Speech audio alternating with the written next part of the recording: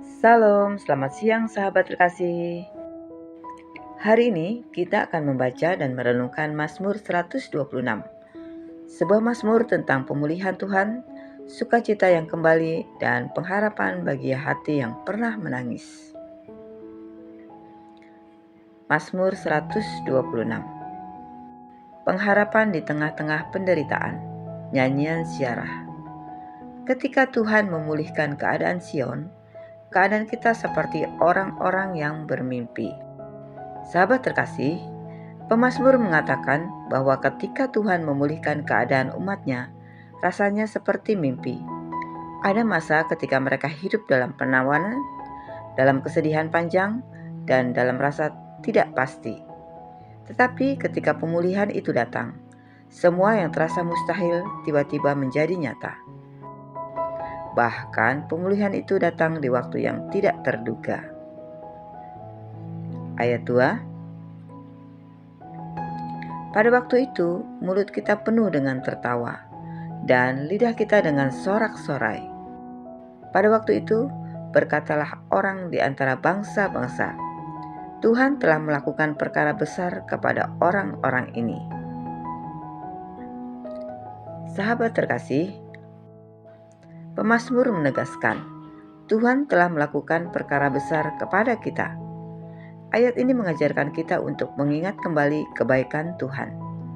Terkadang kita terlalu fokus pada apa yang belum terjadi, sehingga lupa bahwa ada banyak keajaiban yang sudah Tuhan lakukan.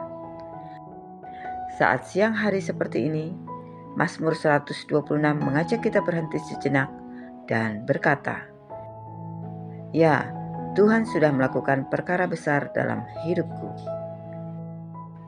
Ayat 3, Tuhan telah melakukan perkara besar kepada kita, maka kita bersukacita.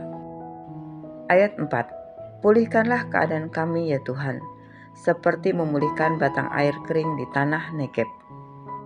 Sahabat terkasih, ini menunjukkan bahwa pemulihan Tuhan bisa datang bertahap. Ada bagian yang sudah Tuhan pulihkan, ada bagian yang masih dalam proses. Pemazmur tetap berani berharap. Dia tetap meminta Tuhan menaruh hidupnya dengan aliran baru. Seperti sungai yang mengalir kembali di tanah yang kering. Ayat ini cocok untuk setiap kita yang masih menunggu jawaban, masih menunggu kelepasan, masih menunggu pintu terbuka. Ayat 5, orang-orang yang menabur dengan mencucurkan air mata akan menuai dengan bersorak-sorai. Sahabat terkasih, inilah inti Mazmur 126. Orang-orang yang menabur dengan mencucurkan air mata akan menuai dengan bersorak-sorai. Ayat ini mengajarkan 4 hal. Yang pertama, Tuhan melihat setiap air mata. Tidak ada air mata yang hilang. Air mata bukan tanda kelemahan, tetapi bukti bahwa kita masih percaya. Yang kedua, ada musim menabur dan ada musim menuai. Musim menabur sering berat. Menabur sampai menangis berarti kita tetap setia, tetap percaya, tetap menyerahkan hidup kepada Tuhan walau hati terasa lelah. Yang ketiga, menuai bukan hasil keberuntungan, tapi hasil kesetiaan.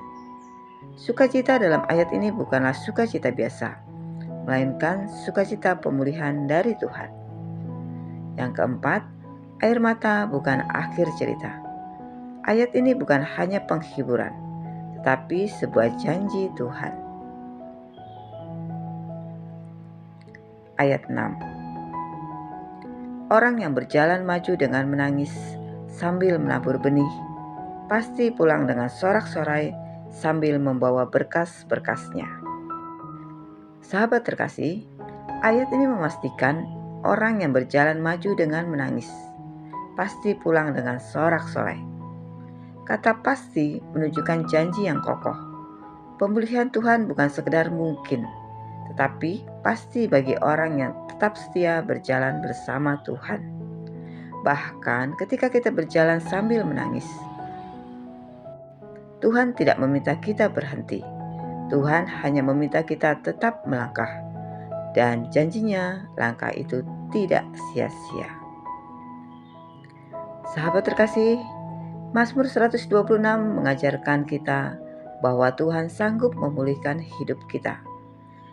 Sukacita dapat kembali, air mata dapat berubah menjadi tuaian. Pemulihan adalah janji, bukan sekedar harapan. Tuhan melihat setiap proses hidup kita. Mazmur ini menolong kita hidup siang hari dengan hati penuh pengharapan. Sahabat terkasih, mari kita berdoa bersama. Bapa yang penuh kasih, terima kasih untuk firman-Mu dari Mazmur 126.